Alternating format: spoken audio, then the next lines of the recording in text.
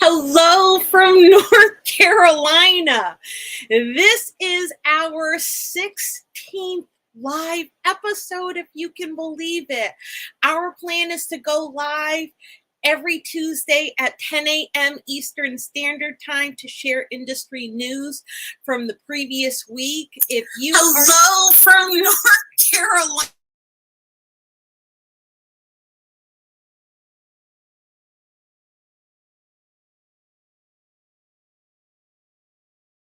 Hopefully I'm back. There we go. Sorry, I didn't mute the live stream that was happening there, so you got to hear me in stereo. But I fixed it and I am back. So if you are team replay or team live, please comment below. Let us know where you are joining us from by leaving a comment. That's our way of doing a bit of a virtual mic check. So I am actually going to update a couple of things here. There we go. There's a little prompt there for those who are joining us a little bit later in the segment. But for those of you who don't know me, my name is Rosalinda Cruz, and I am the founder and Chief Business Development Officer of the ASOR Collective, where we help underrepresented leaders in fashion with strategic planning and advising. Our mission is to support a more diverse and inclusive, sustainable fashion industry by filling in the leadership and ownership gaps in the apparel supply chain. So on these lives, I try to reconcile my love for fashion and retail with my values around sustainability, diversity, and inclusion. I advocate for supply chain and raise buyer awareness. My goal is to get out of the silo effect and work across industries. And in these lives, I'm going to actually do a quick little, there we go. Look at that. I've got visuals. I got visuals now. Okay, so in these lives, I try to cover North Carolina news because North Carolina is still #1 textile producing state in the U.S.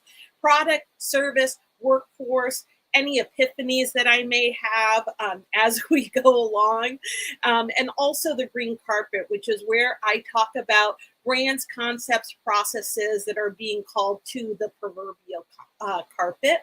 So in the fashion industry, there are a lot of ethical dilemmas, silo discussions, and a whole lot of infighting, right? Whether it's, from people representing farming, manufacturing, vendors, academia, brands, journalists, activists.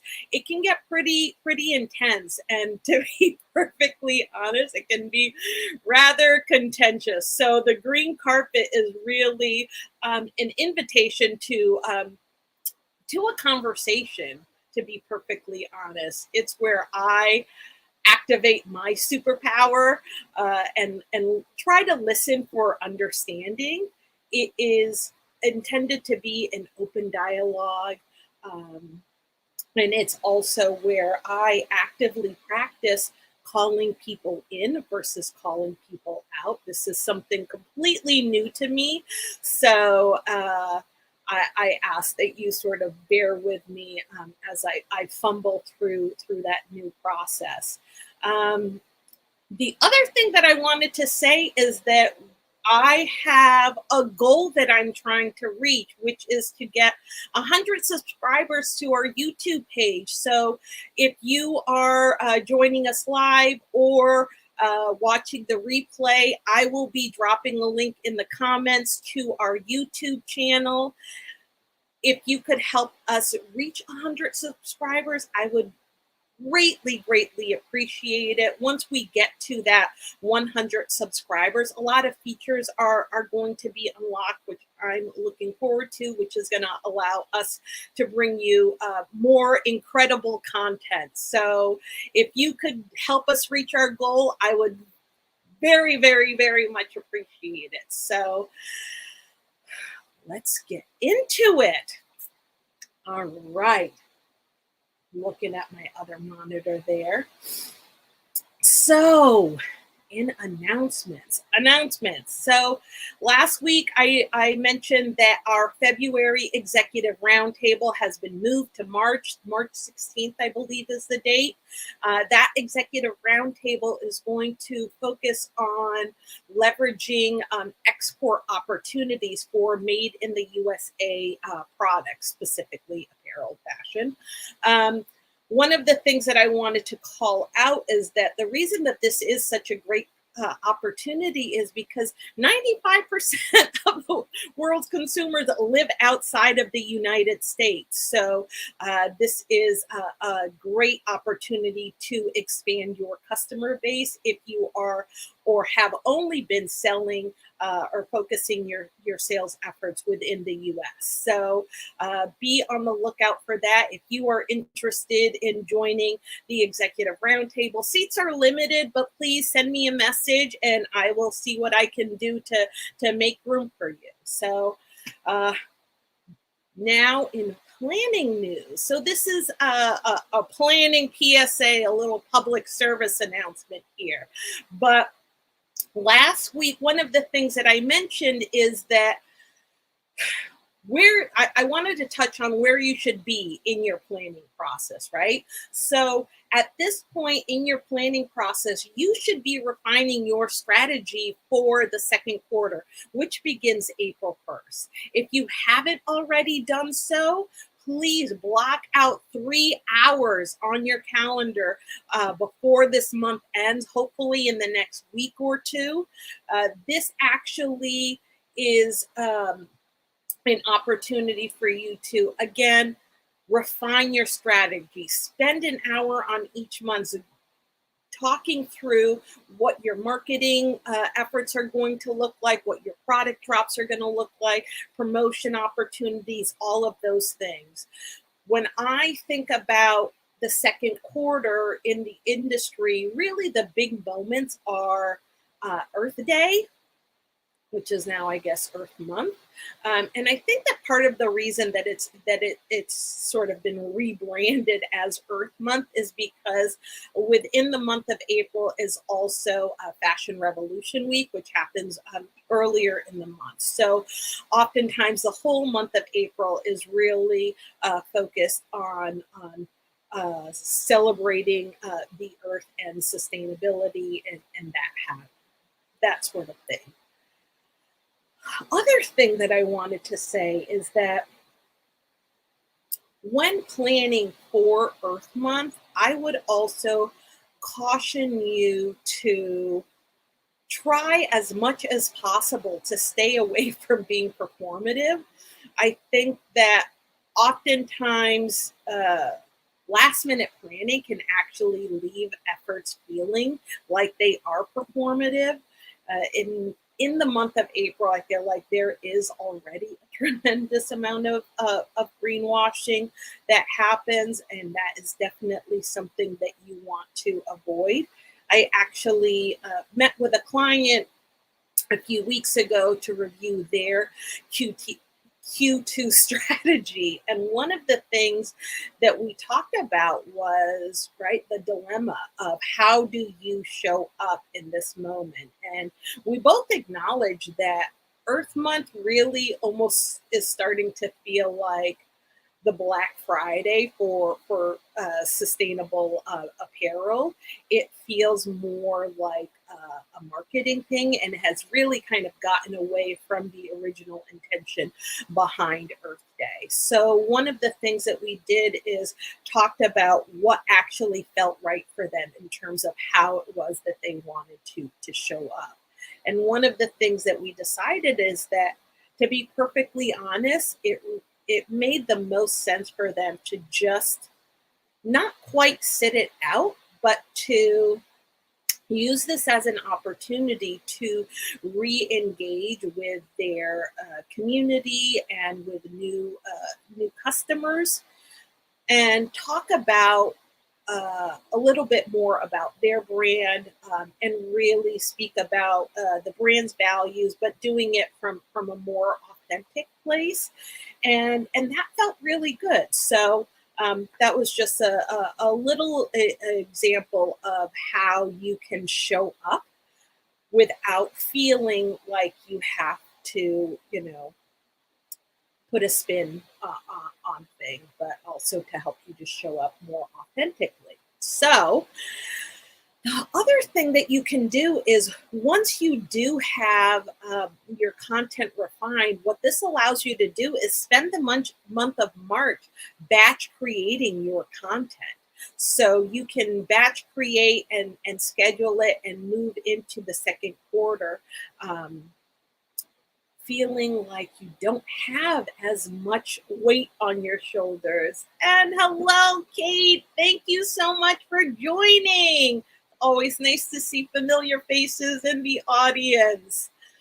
All right. So moving on to North Carolina news. So our own Amelia Freeman Lind, who is the owner of Freeman's Creative.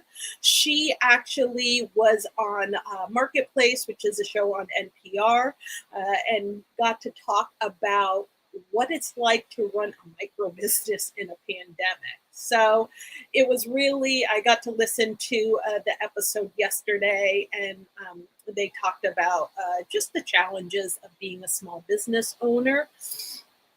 I actually, this past Sunday, joined Amelia and some of the other members of the community for their weekly craft club. And we had talked about her interview. And one of the things that we talked a little bit more about was the supply chain issues and also what the impact inflation is having on the business. And one of the things that we talked about, which didn't really get into during the interview, is the fact that the price of cotton, definitely increased, but the increase was on the 2021 harvest, right? Which that cotton was harvested in the end of October, beginning of November, depending on where you are, and this is specifically in the U.S. So that harvest actually, depending on what cotton product you are purchasing, the cotton from that harvest is just entering the market. So now is when you are really going to start to see the impact of the increase in the prices of cotton on products. So that was interesting, and it's also something that you're going to be experiencing throughout, I would say, the next 6 months or so. Oh, and next, here we go. I'm getting a little better at this, guys. I was talking to somebody about the challenges of multitasking as I'm going through slides, looking at comments, and it can be a little overwhelming too. So in industry news, February is actually being called Fashion Month. So New York Fashion Week kicked off on Friday, I believe, and really New York Fashion Week kicks off the apparel buying period in the U.S. If you are interested in experiencing New York Fashion Week, you can go to newyorkfashionweek.com. It's nyfw.com, and actually watch some of the live shows. I'm not sure if they're only streaming live or if they have recordings of previous shows on there. It's interesting because this morning I just realized that I wouldn't say that I'm completely ignoring Fashion Week this season, but I haven't really participated in a lot of events. In addition to New York Fashion Week, Sustainable Fashion Week is also taking place. They always put out a lot of really, really great content, so check that out. Also in industry news, 3 retail trends to be on the lookout for in 2022. One, digital brands are expanding their brick and mortar. So a good example of that are brands like Bonobos, which started off as strictly an online retailer and then moved into brick and mortar locations. Another example of that is Warby Parker, right? So they started off exclusively online and then moved into brick and mortar. So that is something that we are going to be seeing a lot more of in 2022. Another thing we are going to see more of, the item number 2 here, I guess maybe here too. There we go. Omni-channel. So buying online and returning to stores is an impact of omni-channel experience. But the other thing that happens with the omni-channel experience is that many times customers are using online platforms to do their research on products and then making their purchases on stores. So ensuring that you have a seamless customer experience throughout all of your channels, be it online, social media, or your brick and mortar locations is extremely, extremely important. So again, omni-channel. And then the third trend is employee retention. So we have been talking a lot about the Great Resignation or the Great Revolt, depending on what it is that you would like to call it.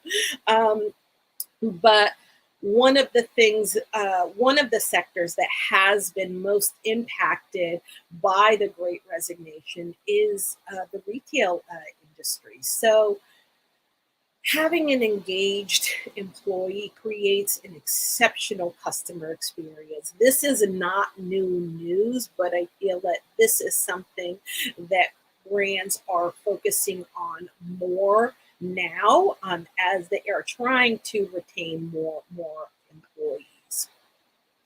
Also in industry news, regenerative agriculture. There was a recent report, it was by the Textile Exchange Group, talking about how regenerative agriculture is fundamental to fashion. And it has been in the press a lot. I feel like there was an article in Women's Wear Daily, the Sourcing Journal, as well as Vogue Business. And one of the things that was mentioned in a couple of these articles is that people are talking about regenerative agriculture as if it is this disruptive thing. And to be perfectly honest, it has been around for generations and is something that we definitely need to get back to. And it is great to see that it is actually being talked about. Again, I know that I follow a lot of fashion publications, but it feels like this information is making its way more into the mainstream, which is great.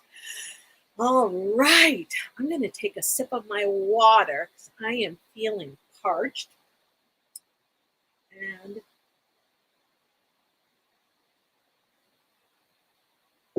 all right, in product news. So a couple weeks ago, I talked about Sotheby's auctioning of Virgil Abloh's Louis Vuitton Nike sneaker. There were about 200 pairs that were produced, and the proceeds from those sales were going to go to, I believe it was a scholarship fund that Virgil had created, or either was created in his honor. But the proceeds from those sales reached over $25.3 million. So, according to Sotheby's, each sneaker sold for an average of $100,000 a pair. So, I thought I would share that little bit of news. In service news, so Slow Factory actually has been making the news because it is the first major tenant in a new development, which is actually in Sunset Park, New York, Brooklyn, to be more specific. But they are going to be, like I said, a major tenant in this development. But Their space is actually going to be a climate school and climate lab. I know that you guys have heard me talk about some of the great content that they create. I have definitely attended a lot of their online learning experiences. So I am excited to see more of their work and how having this physical space is going to impact the work that they do there. So on to workforce. So more than half of employees, I actually saw this statistic in a post, but more than half of employees don't feel appreciated by their managers. So this kind of goes back to that previous uh, bit of news that I shared around employee retention and how that is something that is going to be trending for 2022. But there was actually a meme that was circulating and a lot of social media posts around people basically, and retail employees, probably more specifically, saying, take your pizza party and shove it up your you know what. They would rather get paid a living wage than have a slice of pizza, right, on their 15-minute break while they're working a 12-hour shift. So, people are talking about how important it is to feel appreciated and recognized by leadership, right? And how that actually will contribute to employee retention.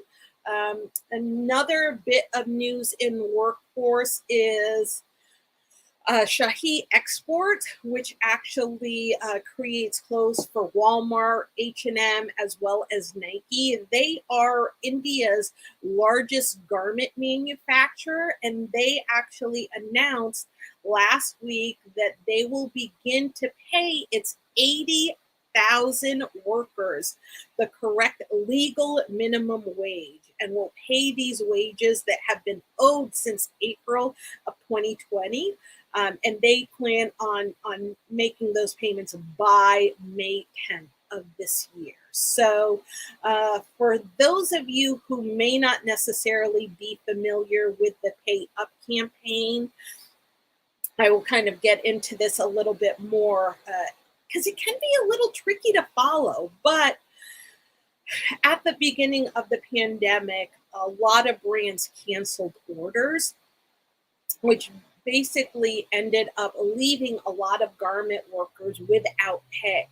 And essentially what happens is the product is produced, and oftentimes it is already being sold in stores before the manufacturers are paid for the product they created, shipped, and sold for these brands. So in any case, the Pay Up campaign essentially was shining light on brands that were who actually pulled out of contracts and canceled orders, as well as highlighting the impact that it had on garment workers, which garment workers predominantly are women of color. Um, so it was great to see that commitment made. And again, I'm going to be closely following this to see how this all shakes out and if they do hold up to their end of the bargain. So that brings us to the green carpet. So again, the green carpet is where I talk about brands, concepts, and processes that are being called to the proverbial carpet. Like I mentioned at the beginning of the segment, there are no shortages of ethical dilemmas within the fashion industry, some of which I actually talked about during today's segment. Um, but there are lots, like I said, lots of ethical dilemmas within the industry, a lot of infighting that's happening, whether it is from farmers, manufacturers, vendors, academia, brands, journalists, and activists. It's intense and it can be pretty contentious. So it's interesting actually, because one of the other posts that I saw this week was from intersectional environmentalists, where they posted about how you don't need to have a degree to care about people or the planet, which I feel like there is a lot of criticism, or yeah, we'll leave it at criticism around uh, who is entitled to participate in certain conversations. So it was nice to see that called out, and it's true. It's absolutely true. I would also like to point out that I personally, right, have been in the industry for 30 years. There is a lot that I know. I have experienced a tremendous amount of good, bad, and ugly in my 30 years. And even after 30 years, there's still a lot that I don't know. And I am quite honestly humbly learning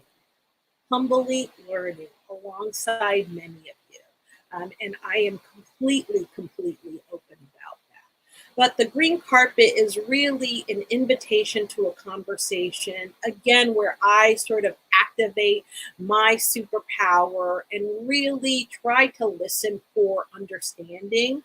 I really want to make sure that I am creating space where we can have open dialogue around what is really happening in the industry, right? I've also talked a lot about how I am actively practicing calling people in versus calling them out, right?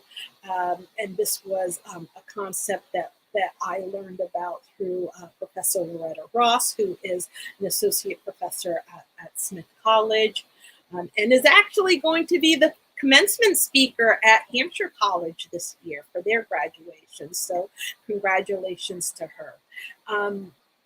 But one of the things that I also wanted to point out too is that part of the reason that I think it is so important to have these conversations is one, I part of the reason that I advocate for the marginalized is because we're discouraged to succeed. We're discouraged to succeed. I've been discouraged to succeed, and there's a lot of barriers to our success, and some of those things are access to information and access to capital, right? So while I may not have a lot of impact and influence depending on what circles I am definitely going to try to leverage the impact that I have to affect the kind of change that I would like to see. So, just a little background on why I do what I do. In any case, let's get into it. So, um,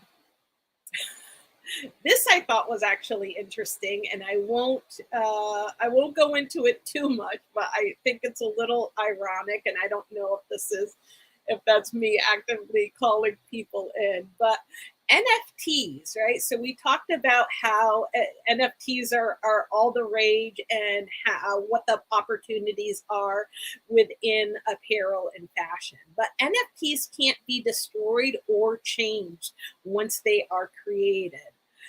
But ironically, what you can do is there is a method that is called burning, which is something that is being utilized. And I have not. I am still kind of in the learning phase around NFTs. I have slightly dipped my toe into those waters, but I think that it's ironic that you have the option to burn your NFTs, especially when within the fashion industry that is something that is a standard practice, to burn excess inventory.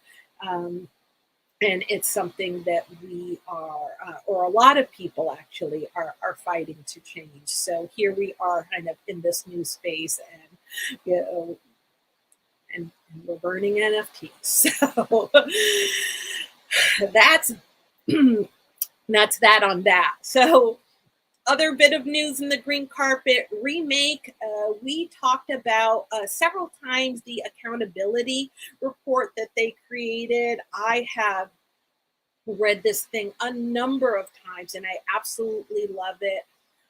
One of the things that I actually want to point out about the remake report is how easy it is to digest this report, how transparent they are about their methodology, and the cross section of experts that came together around creating, right, the methodology and evaluating these brands. So they actually recently came out with a tutorial on how to read that report, which I thought was great. But they also talked about the investment that they had in making this, making sure that the information was digestible. So please check that out. One of the things that is talked about that um, in that accountability report is there is what's called a seller's code of conduct, but one of the things that they call for is also a buyer's code of conduct, right? And how that actually feels like the true path to sustainability. And well, I don't have necessarily have enough time to go into all of the details around this, but there is an imbalance of power within the manufacturing process, and a lot of that power actually is more on the brand side, and that sort of imbalance is actually what allowed for that drastic impact on manufacturers. Across the world, right? So, and that impact meaning, what was highlighted in the pay up campaign. So there is, I just found this great link on YouTube that's called Share the Risk.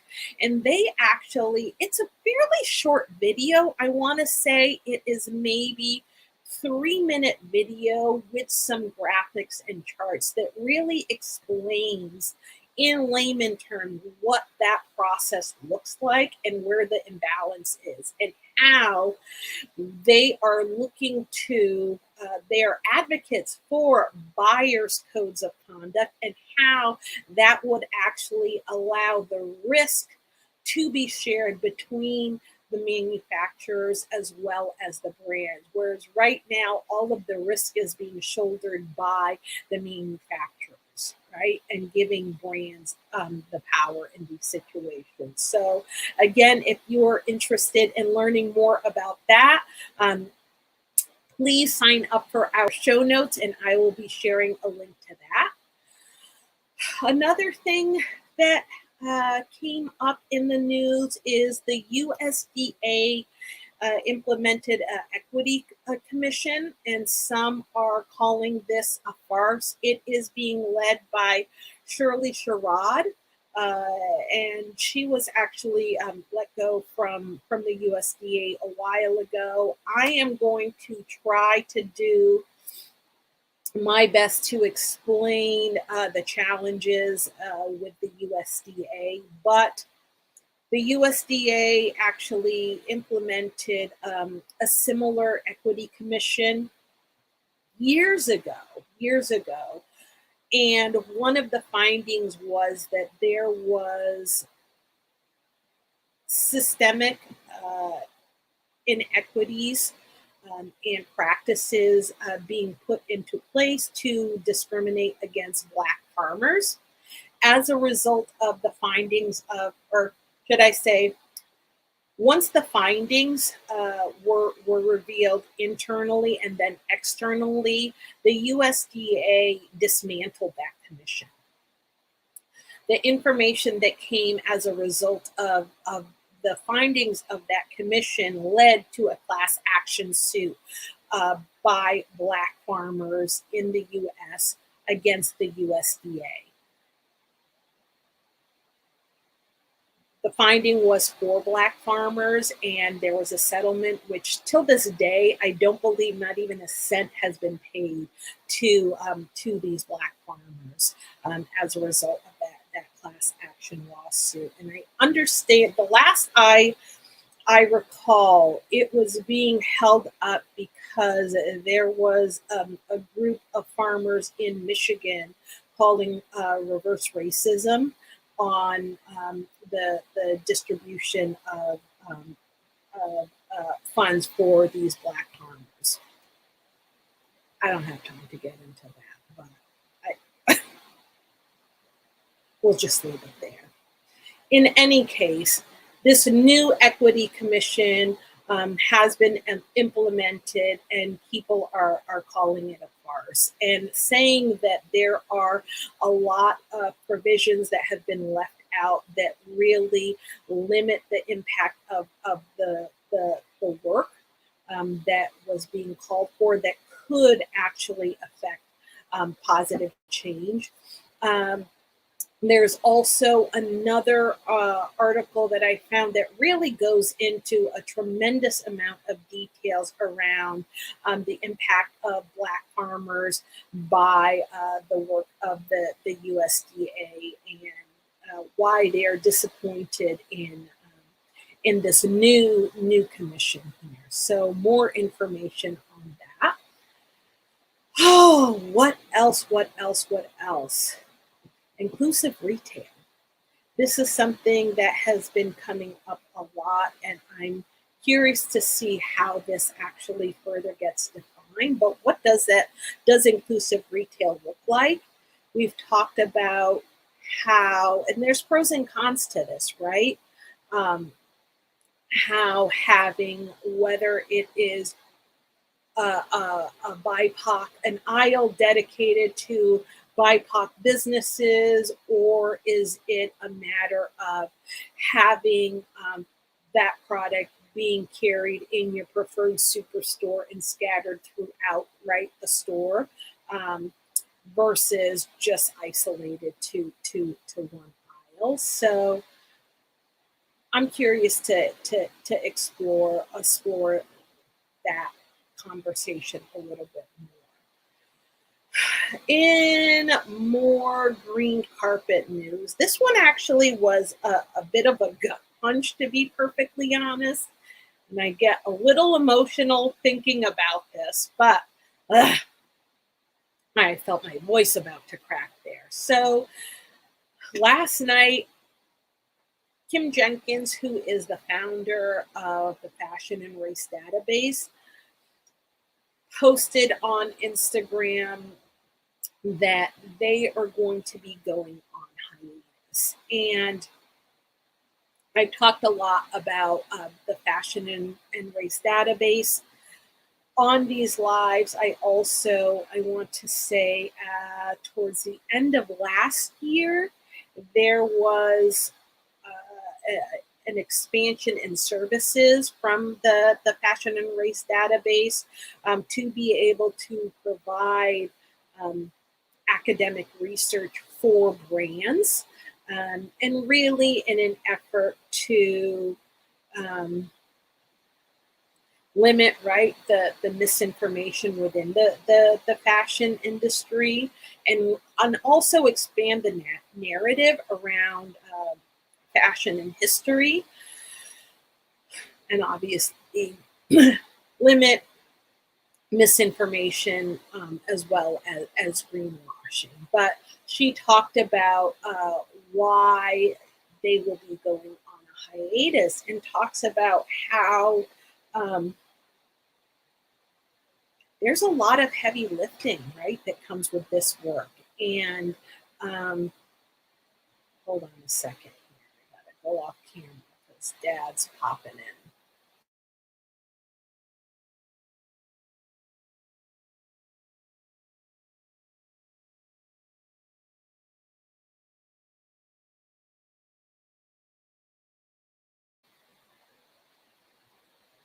All right, I'm back. Sorry, just had to make sure that that's our resident Zoom bomber who likes to drop the F bombs every once in a while. So I had to go on mute and make sure that that didn't happen. In any case, there is doing that work is emotionally taxing, right? There's a lot of heavy lifting that happens when doing that kind of work. But one of the biggest challenges that they have been experiencing has really been around funding. And she had made a decision early on and wants to continue with her commitment to pay fair wages to those who are contributing to um, to the work of the fashion and race database. So again, it was I understand how difficult that is, and how difficult it probably was to make that decision. But I also applaud Kim for her transparency, and definitely encourage her to take as much time as she needs to be able to get back to doing the work that is so needed, and also that she has made such an incredible impact with. So, other thing that I wanted to highlight too is that, and I'm going to be doing some more thinking around this, but I think that when it comes to the change that we want to see with brands, a lot of times